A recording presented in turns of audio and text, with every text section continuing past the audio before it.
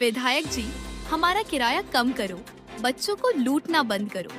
ये नारा बस किराया बढ़ने के खिलाफ मध्य प्रदेश के विदिशा में स्कूल की छात्राएं लगा रही है।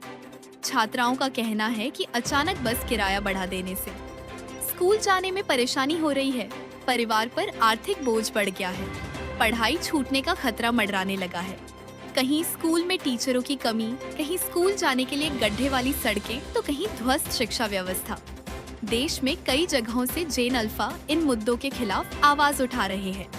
मोदी सरकार के घटिया सिस्टम पर सवाल पूछ रहे हैं। ये बच्चे हिंदुस्तान का भविष्य है। नरेंद्र मोदी और बीजेपी सरकार को इनकी बात जरूर सुननी चाहिए।